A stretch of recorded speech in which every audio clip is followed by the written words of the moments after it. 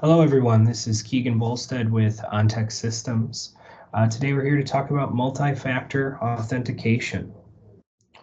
So what is MFA anyway, or multi-factor authentication? Another common term that you'll hear for this is also two-factor authentication, but it's a way to log into a service or application that adds more security, and it requires at least two different factors. So those factors, the first being something you know, that's your password. And then we're adding that second factor. So that could be something you have via phone application, the text code through a phone number, or potentially a dongle or token that has a rotating code on it. Those familiar with banking apps and banking sign-ins, they see those tokens more than apps or phone number and text codes. Another option for a second factor is something you are, and that's a physical control. So that could be your fingerprint, or it could be an iris scan, are two common biometric options. When are you going to need to use multi-factor authentication? Microsoft 365 on the web is probably the most common area that we'll see this used. Other options could be other web applications that you may use within your organization. QuickBooks Online,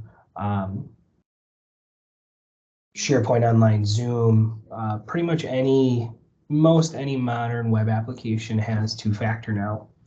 And one of the primary purposes of this is because anyone, anywhere in the world at any time can attempt to log in to those accounts on the web. It's critical to secure that access with a second factor. Passwords, depending on complexity, can be compromised.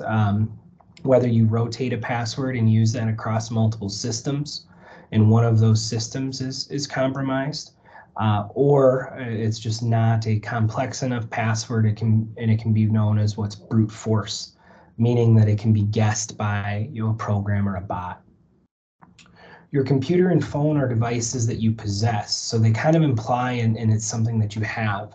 And so both of these types of devices are separately secured with passwords and fingerprints to get into them too, or facial recognition, depending on your phone provider. So one of those things is adding those additional layers of security. So that device is implied or thought to be secure. So therefore, that's where we have that code rotation. So our second factor, for the most part, we see most organizations adopt and use the Microsoft Authenticator app, and that's what we've got screenshots here for today. There's also Google Authenticator app. If you use a password vault program like LastPass, KeePass, OnePass, those also have MFA and Authenticator apps that can be built into those tool sets. So those two methods that we've got are push notifications or security codes. So here in this circumstance, on the left-hand side of our images here, we've got a couple of different sign-in push notifications. So basically, I've got that approval. I can click approve or deny. Then on the flip side, we can also get into the apps themselves that have the rotating code or a token code. For those that have passwordless sign-in set up, there's a little bit of a difference in how the Authenticator app works.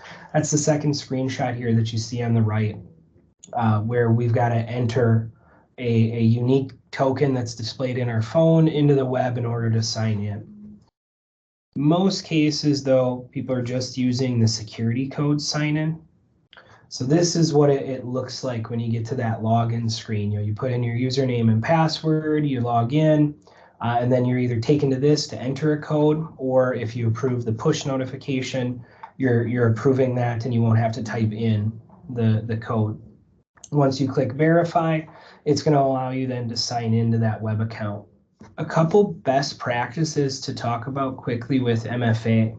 One of the first pieces, if you receive prompts but have not signed in, please let Ontech know. This typically means that your username or password has been compromised.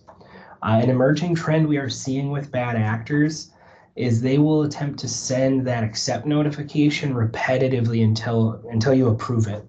Essentially, what they're attempting to do is annoy you.